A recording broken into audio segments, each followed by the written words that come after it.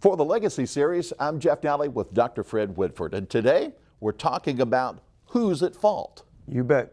And we're going to be talking about accidents, real accident, truck accidents, and maybe some things, Jeff, that we can do to maybe prevent it or at least to document what took place. And it's more than just maybe what's at the surface. We need to look beyond that. Maybe we've done everything we're supposed to do, but when it comes to a situation where there is an accident, we've got to be able to verify that we've been taking a responsible measure, both with our employees and with the vehicles that we have on the road. That's correct. And so what we're going to talk about is the responsibility of both the drivers of any of these pieces of equipment and management, and how we work together to make sure that at least we're putting out safe drivers, safe trucks, and that we're maybe doing a little extra on the documentation if we have an accident. So let's look at some of the instances that you have for us just to open up. Oh, you betcha. So, we could do this all day, and I've got a million slides on looking at different kinds of accidents. Some's our fault, some are other people's fault, but you can see here, you have to ask who's at fault here and take a look at it. And it looks to me, the way that the turn lane is, it looks like that to me the sprayer ran over the car, but did a pretty good job. It centered it pretty good. So you look at accidents like this, and this was just an accident where the driver was told not to go on this road, went on the road, and a tire went off the road and dropped the whole load. And then you can see the consequences. Nobody's hurt. The truck was totaled, but you can see all the money that we're spending here, right? In order to rectify this problem. One thing if that's grain, another thing if that's a herbicide or a pesticide or a fuel. Now you open a whole plethora of potential problems down the road. Good point. There's accidents such as this, there's environmental accidents, and then there's human health issues that come up. Three separate. And so, yeah, you're right, Jeff. It's just depending on how things work out and how serious it is and what it's going to cost to fix it. And a lot of this, Jeff, has to do that we're taking larger pieces of it. Our equipment's getting bigger and bigger. Sure. And always has, and it looks like it always will. And now that our equipment is going through these small towns, the roads are narrow, they're driving further. If we were to ask our grandpas or the ag retailer, the manager of 2 managers back, how far did you go? You only went 10 miles around the facility. Now you're going across counties. Exactly. Because we're chasing farmers, and farmers are having to get bigger, and so they need land. They're going further out, and we're chasing them to bring us their inputs that they're asking of us. And it's not just the cities that we travel, where there are so many people who have moved to that 1 or that 5 acres in the country. They're on frontage of roads. Now there's a lot more mailboxes, and they're not just on a metal post. Some of them have concrete and brick, and we're trying to negotiate big machines around that, and sometimes there's just not room. There's not room, and the people driving that have that frontage are forgetting that these roads were never designed to be going 70, 80 miles an hour. And all of our listeners will know that when you're driving all this equipment, we have people out there, lots of people going 80 miles an hour down these roads. It's just the way it is. But we also have to make sure that we've done everything that we can to be sure that we're safe, and that limits at least that liability that I might face, and just hope to heaven that we don't find into circumstances. So we're taking big machines in small places with a lot of people on a tight schedule. And you realize that most of us are not going to be hurt if we're involved in an accident with these. It's going to be the other cars that we're going to crumple up, and/or trucks. And so again, while this is not an ag retailer per se, you can see what people do, Jeff, and how we push the envelope on safety. And so if you're looking at this, is there something to you as a farmer yourself, is there something you see here that you're saying, wow? I just know that grain head's awfully big. I know that it's probably, I'm going to guess that this is in the late spring, early summer. I'm trying to get wheat cut and soybeans planted. It's in an afternoon, there's rain on the way, and I'm trying to get the job done. I leave the grain head on, and I try to move through this populated area. Yeah, and it's complicated. It's complicated. And now what you've done is given me every excuse why this is okay. Exactly. So that's what we always do. But you can see here now, he pulled over, he stopped. These cars, these trucks, they have no idea what to do. He can't get out. It's a busy intersection. He's got no business being there. Now, again, it's easy to sit in this seat and to make these sort of complaints against him, but you can see what's happening here all around him. Lots of questions to ask. If I'm the passenger vehicle behind, I don't see a stop. I don't see a turning signal. I don't see other things. I also don't see a flag in front or behind. There's just a lot of bad things that are happening here. Could happen. And you say, I've done this all my life. Okay, well, Exactly. a lot of people have said it, and it's just an accident every so often. That's enough to make us stop and think. I mean, look at this trailer coming across here, and everybody's just confused. And so what happens here, if you're unlucky, then what happens here is you have these kinds of accidents, and you have these kind of accidents where people are killed. Families are, on this one here, there's a whole group of family that were killed. And sometimes, I believe this one here was a drunk driver was passing another vehicle, was actually passing this one. And as he came around, he hit a van with a family in it. And so we have people that are now dead. We have lots of serious damage besides. And now the question is, who's going to pay for their deaths? And we also want Who's at fault? We're going to come to this as well. We can answer the question of who's at fault, but we have to be aware that this is a day of lawyers. This is a day of courtrooms, and different lawyers will be representing their clients looking for different things, which is from an agriculture perspective, as a retailer, as a farmer, or as an applicator. I've got to make sure that, number one, I've played by the rules, but also that I can prove that I've been in a pattern and a habit that I'm above board and I'm operating within the limits of the law. And you're doing the best you can. Exactly. Doing the best you can. And that's going to be probably a great message as we go through these different ones. And again, Jeff, if you look at it, it's just not sometimes it's the truck. Now, notice what's going to happen here. This is not an autonomous vehicle. Yeah, I hope it's remote control from somewhere, because as the commercial on TV says, it is going to stop. And I wish I could have had somebody go out here and take that picture. But you think about average dead person now, if we kill somebody on the road and we're at fault, about $6 million. So wherever that's going to hit, property, building, and again, a lot of it is just sheer luck, and we're trying to move beyond just sheer luck. So if you'll watch this one here, watch that green trailer come right in between all those cars, and you can see the guy over on your left there. He says, well, I got my groceries, I'll just keep going, ain't no point stopping. But you can see how much luck's involved here when this trailer coming off. There's the SUV pulling the trailer. You can see the trailer lifting and coming unhooked, and it crosses left through 3 lanes of traffic and goes to the opposite side of the road. About a third of all trailers come off. I've seen that over and over in all the programs that I've done. So it's not something that's unusual. And then, we live a lot on luck. That's just a lightweight trailer. Mm-hmm. If that trailer would have come off just maybe a fraction later, or if the pickup truck would have come there, right there, been just a second more, half a second, we would have hit it on the driver, right on the driver's side, and the consequences may have been different. Now, so when we put all this equipment on the road, you do the best you can. And I like this particular video, Jeff, because I never understood when you're making a left turn, why I couldn't pick that up as the driver behind. Part of it is the lights are way up. We're not used to those lights, right? The other one, what this showed me was this right here. If you can see that lane. Yes. Most people make a left turn onto a highway, a road. In ag, we're making left turns into fields, and the people don't understand that. Right. So as I start to slow down, many times they think that I'm going to be, slowing down for them to let them around. Right. And that's not the case. The case is I'm going to make a left turn. So here's the spray applicator on a 2-lane road. Yep. He's about to make a left turn. Yep. And this vehicle is obviously coming up, going faster than he is. Yes. And anticipates wrong. Yes. And has to basically has to, I'm assuming that he was going to make that pass, and he saw the sprayer come around, and then he tried to overcompensate to go the other way and clipped them on the end. Okay, easy.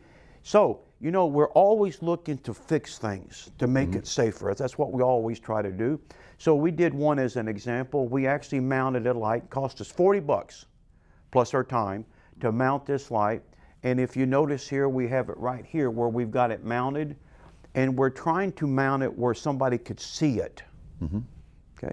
Now you suggested you permanently. This permanently. You modified so that when it's time to get on the road, you're not going to have to go down That's correct. and install. That's it's correct. Permanently mounted. It's permanently mounted. Now, a friend took this idea and took it a step forward and decided that what he liked better was to have flashing lights to really grab somebody's attention, these strobe lights. And I think we're going to have it here on this side as well. As we saw with the combine and the small community, yes, he had flashing lights, Yes. but it was also daylight, and it's a big machine. If I'm the driver behind, which direction's he going? What's he doing? Yes. And as a farmer, I can say, or the applicator, I can say, look, it's not, I've done everything I'm supposed to do, but could you take one more step? Can you do one more thing to prevent tragedy? And that's just, you know, and that's what we're all trying to do. But you know, Jeff, life is life, and we always say that all accidents are preventable, but the case is we have accidents. If I'm the employee, I don't want to be in this. If I'm the manager of a business, I don't want my employee to be in this. I don't want my business to be involved in that. I don't want my vehicles to be involved in that, but this happens. Yes, and nor do I want to hurt somebody I don't want to hurt some family, some mother, father, kids, or whatever, right? So this is what we're going to focus on, and what we're going to try to show you is different cases, real cases. Okay, 4 different cases Four we're different going to look cases, at. yep. And the question will be, as we go through, who's at fault? That's correct. And I'll foreshadow just a bit, it's not always as easy as it appears. That's correct. We as human beings judge everything black and white, right and wrong. Here it's shades of gray. Some of them are very clear, some of them aren't when you have all the information. First case. Okay, so got a truck, tandem truck driver carrying 1,000 gallons of herbicide fertilizer, driving down this road, and brakes go out. And if you look in the picture here, you see the stop sign, and you see an anhydrous tank back on the farm property. So if I'm the driver of that vehicle and I've been through training, I'm looking for my way out. What's the least possible path to cause destruction? Yes. And in this case, he made a choice. Yes. Now, I you know, having done this and asked people, most of them are going to be looking out to the sides, trying to figure out, because if I see that anhydrous tank, I know that ain't a good thing to hit. No, and there's not enough downshifting you can do at that point to try to get. That's correct. correct. There's some things you can do, but ultimately without brakes, you're in trouble. So we hit it, and that's the results. He chose to go straight ahead. Yes. And he hit the anhydrous tank. Now, that to me would raise a lot of questions. So, Jeff, if you were a lawyer, what kind of things? Now, in this case, the driver had a little bit of inhalation. He was lucky because the tank was empty. Okay. Now, if I'm a lawyer, who am I representing? So let's say, so let's say that you were representing, if it was full and we had a release, and you were representing some of the people that were hurt in the surrounding community. If I'm in the community and there's an anhydrous release, then my questions will be, who was at fault in terms of the accident? Was there another vehicle involved? Was that vehicle operating within the limits of its weight, and was it properly maintained? And then I'm going to also think about the person or the business that owned this anhydrous tank. Was it stored and was it constructed properly? You'd make a good lawyer. So you answered everything. Documentation. What was the condition of the driver? What was the condition of the truck? And any other things that could have led to an accident. Why he chose to go straight into an anhydrous tank would raise lots of questions to me. But I'm not in the truck. I'm not there when the brakes fail. Why did the brake fail, as you said? All right. Case number 2. The driver is coming down the lane. This is not the vehicle. 2-lane road. Yep. Obviously a side road here. 2-lane road, west to east, south to north. Yes. So if we're to assume it was this car here, which it's not, but that we went back and took a picture, that person in this car has to decide They're late for a game, for their kid's game. Okay. So they have two choices to make, this road or the next one. At the very last minute, like we all do, at the last minute, you always take your first option. I don't know why that is, but you'll see. So makes that turn, half a second to impact, unfortunately, with the fuel truck. Here's the part we didn't suggest. This is a loaded fuel truck Yes. that is going from east to west. This driver is late, Yes. has to make a turn. At the last second, decides Yes. to make a left turn Yes. into the opposing lane, into the path of the fuel truck. This person violated this person's right of way. It's his fault. Okay, that's what we all say, right? Okay, now, when we assign that kind of blame, let's step back and say, here is the car. Obviously, the guy didn't make it. Wow. And so he'll never see his child's game. There's no father left now, and that's the issue here. So the sheriff came out, like they should do under DOT rules, Right. a fatality, some serious damage. There's a number of different factors. Takes the person driving the fuel truck, Right. ag fuel truck, hauls them to the hospital, and they're negative, drugs and alcohol. There's a maintenance file, and it shows that this truck had been kept up. There was nothing wrong with the truck, and whatever had to be fixed was fixed. Wonder why that's important. Case closed at this point. However, if this person who was driving had tested positive for any one of the substances, or had this vehicle, we could not prove that it was operating within its limits and had been maintained, that would have been an area of reasonable doubt that could have been used. That could have been used by the other side, that against, let's just say in this case, the ag retailer. All right? So who's at fault here, based on the information I gave you, Jeff? From everything we've seen, the passenger vehicle that failed to yield the right of way. Yes, and it was. At half a second, there was nothing anybody could have done. And tragedy, absolute Yes, tragedy. and that's what we sometimes forget. This is a human being that's now no longer around for their kids. And, now that case number 3, almost similar. Man and woman pull up to the stop sign here. They stop and they drive out.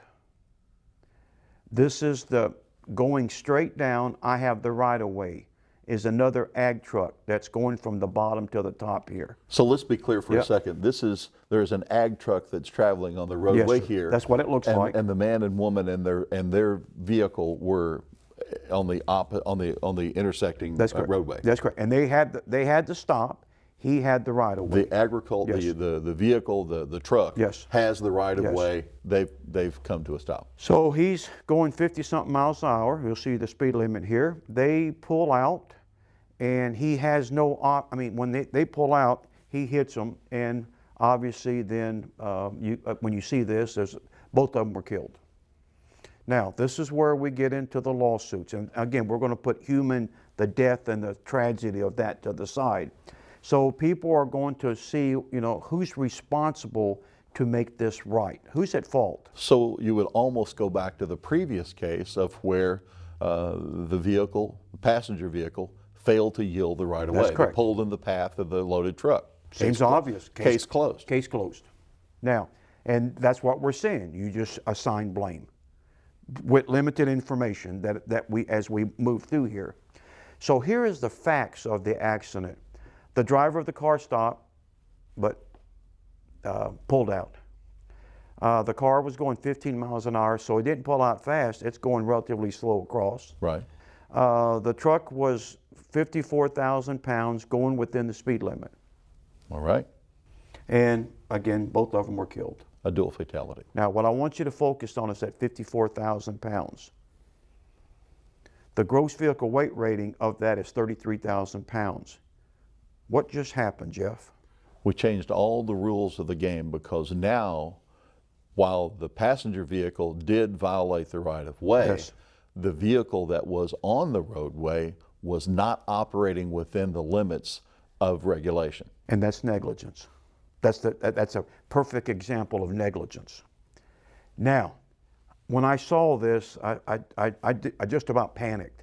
So as it turns out, the ag retailer had put on and I call it a drop down axle, the third axle. And in fact, it was rated to carry to 54,000 pounds. It was rated. So we were not above the gross vehicle weight rating. So the way the vehicle was sold was 33,000, Yes. but by adding the other axle, they were operating within That's the limits. correct. But that's something they had to prove. That's correct. Again, all this. There was third-party maintenance inspections that somebody else was looking at it, which helped the company to know that they were not cutting corners. We know that the ag truck couldn't go right or left at the time. There was other vehicles, it had no choice. Right.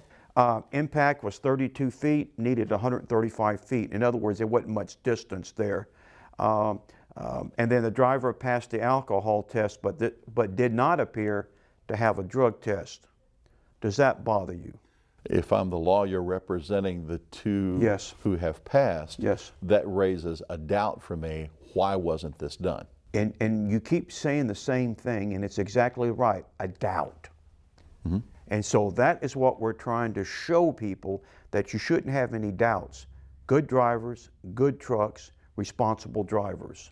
Is there any shared responsibility Yes. in this accident Yes. that could have led to the accident or the prevention of the accident? Now, that's a good lead in into case 4, our last one. All right.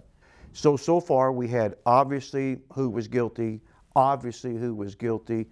Took a little bit of work on the third one and who was at fault, I should say fault. Now let's look at case 4. Tragic, 24-year-old boy going on vacation tomorrow. He's driving a fuel truck over here on your side, Jeff. He's going from south to north. Yes. This is a pair of 2-lane roads Yes. that intersect. It's almost like the other one too. He's got the stop, this one's got the right of way. It's a grain truck. Loaded grain truck is going west to east. Yes. Okay. Now, that's the story. The boy's 24 years old, going on vacation tomorrow, and he's been on this road 1,000 times. He's trying to make sure his farmers have got fuel before he goes on vacation.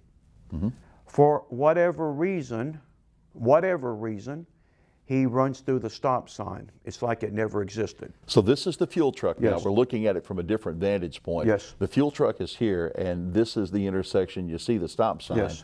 We have the loaded grain truck that has the right of way Yes. that will be passing That's in this direction. And if you notice, there's nothing on the road.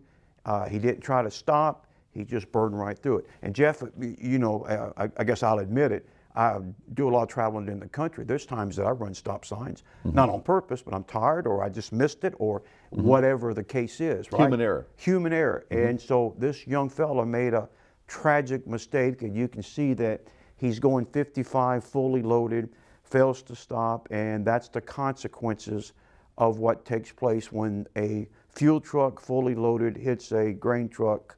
Both men are killed on site. I know our topic is who's at fault, but the reality is this is nothing short of tragic. One decision apparently leads to this circumstance. That's correct. And one's 24 years old, long life ahead of him. The other one is a husband with kids. Okay? And that's the tragedy of it. And that's something that sometimes we forget about when we have these arguments about who's right and wrong in lawsuits. This is what we're trying to prevent from both ends. So now let's go for the rest of the story and recreate the accident and look at the rest of the circumstances that surround it. And who used to say that? Well, Paul Harvey would say, bless his heart, Yeah, but Paul Harvey said, now, what was it? the rest The of the rest story. of the story. And this is always the important piece. This is the piece that we seldom hear about. Or Dragnet, just the facts, man. Yes. So what are the facts? What's the facts? So first of all, you saw running the stop sign, grain truck. Who's at fault? That's a fact. That's That the was a fuel, fact. The fuel truck operator, that was his bad decision, led to the accident. Yes. Now, what we're going to do is the company, the fuel truck company, again, we're going to keep it straight right there, hired somebody to further investigate the accident. And so when that person came out to do their independent study for this, for the ag company, and this was one of the first things that they saw. Do you see anything here? You're looking at the grain truck, has the right of way going up. I mean, that's the right of way. Do you see anything here unusual? Well, the one thing that you've already pointed out with the arrows, the one thing that we didn't see with the fuel truck was any skid marks. Yes. He was going 55 miles an hour fully loaded and went right through the stop Yes. sign. On this case, the part that I remember from driver's education is the last clear chance. Who is the person that might have had a chance to avoid the accident? Apparently, this grain truck operator saw the fuel truck coming, got into the brakes, but there's only skid marks on the right side of the vehicle. That's correct. So we had the skid marks, and which showed that only part of the brakes were working. Does that change anything? It changes, at least it goes to shared responsibility for the fatality. Okay. Now, many of the people listening to this would be saying, no, the person who ran the stop sign is guilty. But that's not how this system works. If you had the last clear chance, if you can prove that this person saw the vehicle coming and had an opportunity at least to reduce speed and slow the volatility of the accident, then there is a shared responsibility here. If it's an equipment failure or it's an operator failure, then we have a real issue. Okay, now again, you're talking just like a real lawyer instead of being a broadcast person. You should have been a lawyer, because that's what we're talking about here. Now, the rest of the information was, again, the semi-tractor driver who was on his right-of-way, who was going down, didn't have the stop sign, had a Class A CDL, but it looks like he was not enrolled in a drug and alcohol. Doesn't necessarily suggest that he was impaired at the time, but you have no verification that he had been trained in that particular In fact, area. everybody who has a CDL needs to be in a drug and alcohol program, because this is going to leave doubt. That's your word, doubt. Was he or she on drugs or alcohol? As it turns out, I'm not sure how they're able to find it, but when they test the driver of the grain truck, he tests positive for marijuana. So there's a substance abuse involved that could have led to the outcome of the accident, because your point here is, under the influence, his reaction time is slower. I hope our listeners are listening, because you're saying it, substance abuse could have done something differently. Again, he's on the road, right? He has, somebody runs the stop, and that's what happens. But this shows you the kinds of words you use. What if he had a good truck, and what if he had not been on this case, on drugs, or had drugs in his system? Could he have prevented the wreck to be as bad as it was, to where both men would have been hurt, but maybe not killed? What if? And that's what we're talking about. Now, Jeff, I will also mention, while marijuana is legal in some states, under the federal rules, if you take any kind of marijuana and you're driving, you are considered, that's an illegal act, impaired.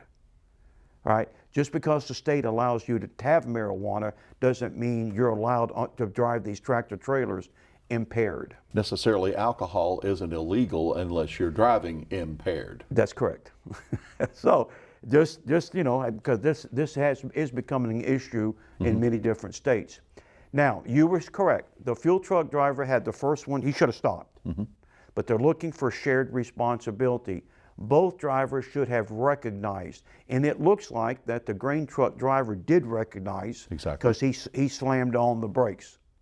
But he had drugs in his system that could have slowed down his reaction. From 3/4 of a second to 1.5 seconds, which would have made a lot of difference in that situation. When you're going fast, those seconds add up a lot of distance. Lack of skid marks, and you can see here, didn't have the brakes. He had no maintenance files. He had no maintenance. They had no way to show how that truck had been maintained. And then you could see here of catastrophic failure. In fact, he lost all brakes toward the end. So I've got a guy driving a truck with no maintenance records, with marijuana in his system. And no record that he had been on a substance That's correct. program. That's correct. That would have. Or been tested. Exactly. And any of that not make any difference at all. But I mean, it's just, but what if? Since both men are dead, it's the what ifs, it's the argument that the lawyers make.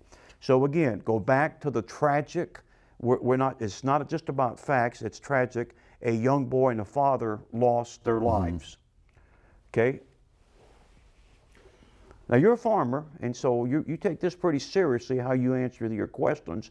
So you saw who ran the stop, you saw the other one. Who's at fault? The first fault is the person who failed to yield the right of way, but shared responsibility are those who didn't operate within the regulations of the law. That's correct. Maintained vehicle, we don't know about weight, and substance abuse. Yes. It opens the avenue for shared responsibility. Yes, which means could be lawsuits, it could be settlements, it could be whatever the case, right? So Fred, now we've had the opportunity to look at 4 different cases. We've created a lot of questions about who really is at fault.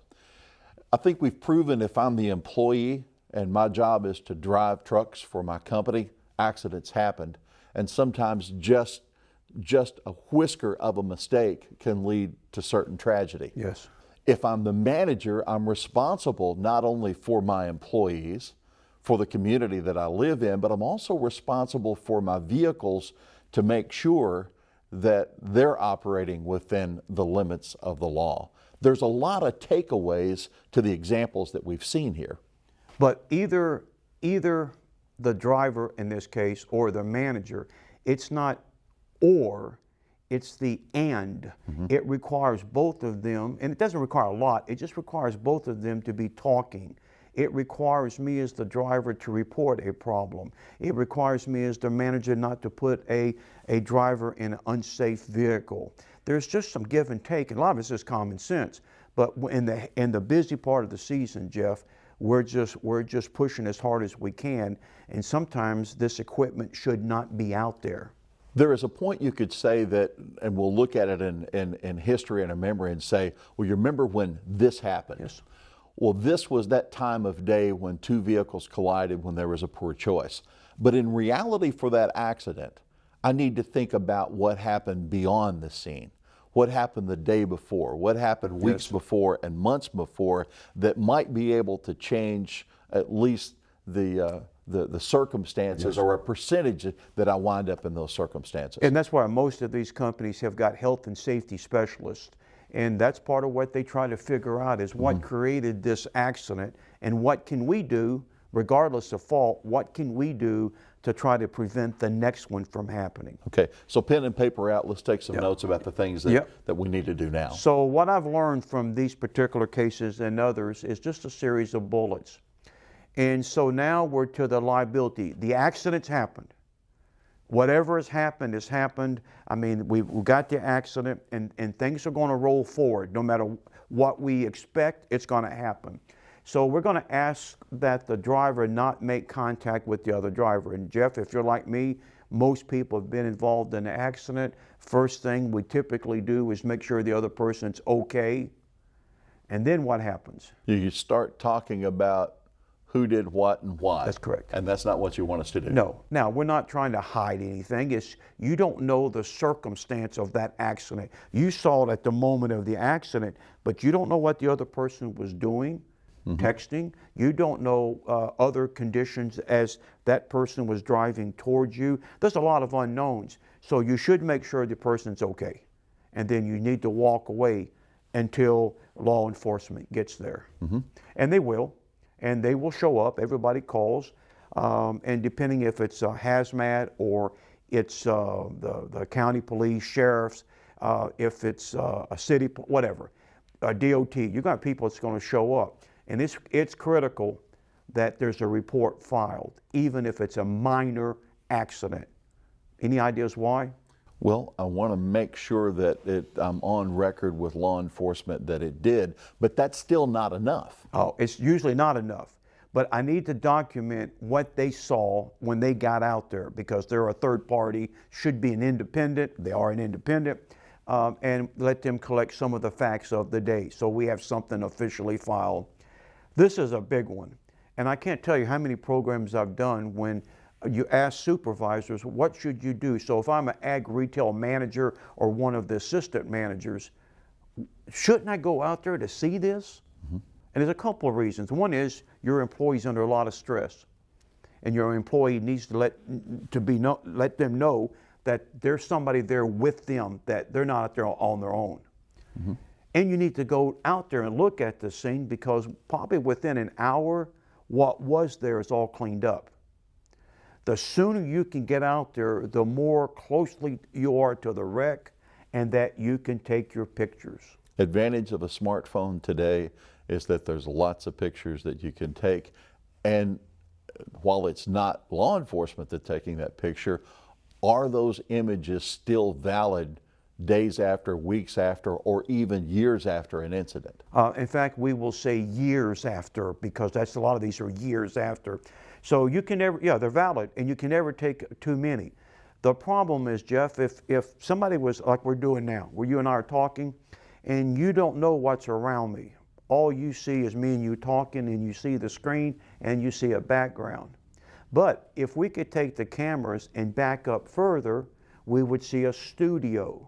Mm-hmm. We would see a room. We would see technicians doing taking the videos, right? Mm-hmm. It would give us a more complete sense of what is right here. So get away from the epicenter of the accident and look at the complete surroundings and make that recording. This is so important.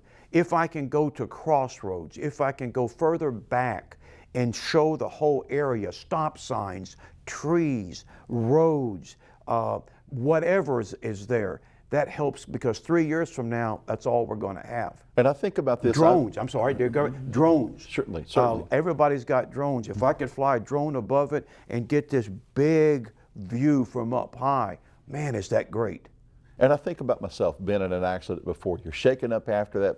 What happened? And you're trying to remember it all, and it's all just a blur in your head. But your next point here is, let's break it down and let's talk about what happened. Yes. Not just at the event.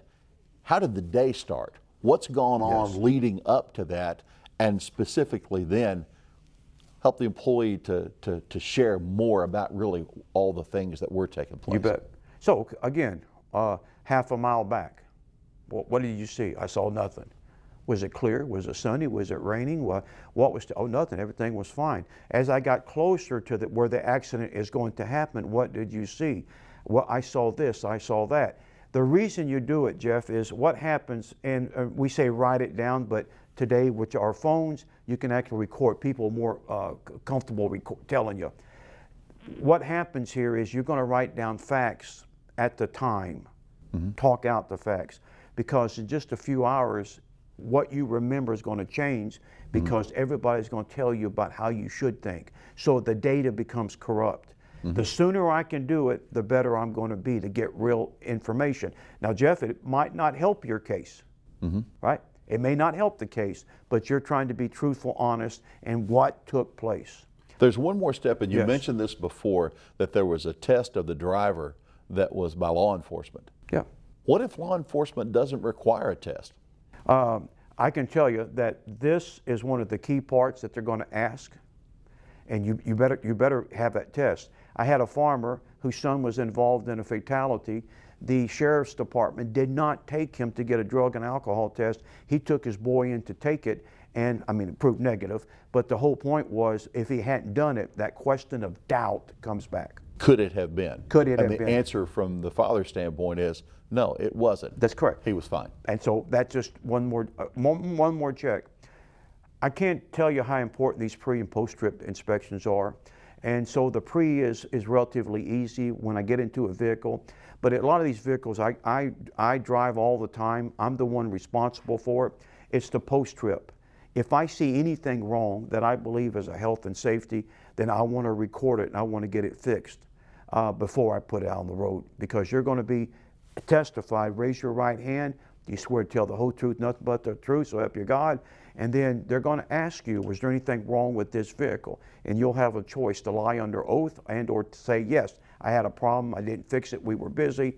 So we can't put out unsafe vehicles. So if there's a question in an accident that a vehicle might not have been operating up to standard, for the company that can show a history of that vehicle and service records that were done and inspections that had taken place, it's going to stand up a lot better in a courtroom. At the same time, for the manager that wants to prevent an accident, for the employee to have written down, wasn't shifting right, brakes acted funny. Just those notations that might help to avert tragedy. So this is what the word that we hate is documentation.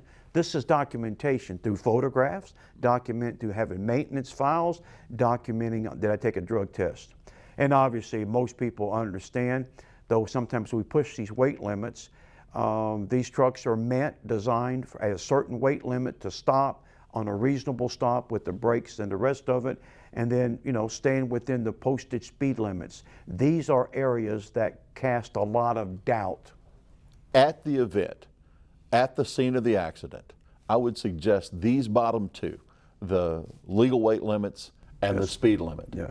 If you're in violation of either one of those, it just shifts the responsibility of that accident in a hurry.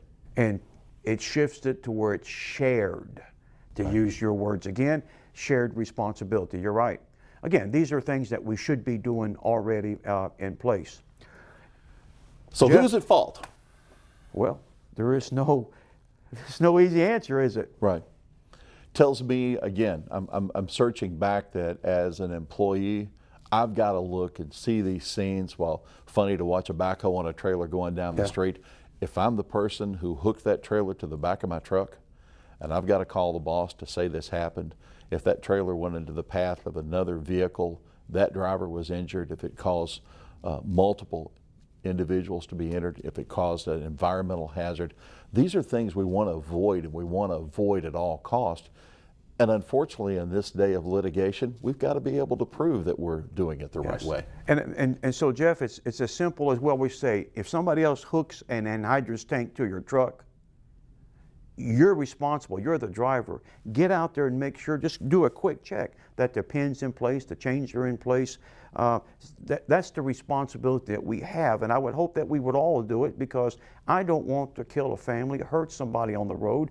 I want to go home at night to be with my family. I don't make enough money to be, I work to support my family, and I want to be there able to provide for my family just like the other people that we share the roads with, you know. And so it is serious, but it's really a lot of common sense. And it to you, it's just some idea of taking responsibility. Well, I hope in this discussion today and the examples that Fred has offered for us that maybe you're able to look beyond things that you might normally have thought of. Maybe it opens your mind as a manager for records, for documentation, for communication that needs to happen, for the urgency to get to the scene of an accident if one that occurs, and to be able to take records of your own to be able to prove that there wasn't shared responsibility, that you were actually operating in a fashion that you should. The purpose of the Legacy series is to open your mind to new ideas, and Fred, while this one, the title is Who's at Fault, I would throw the old adage that an ounce of prevention is worth a pound of cure. So consider that as we move ahead. Thank you for your effort and your work. I'm Jeff Nally for the Legacy series.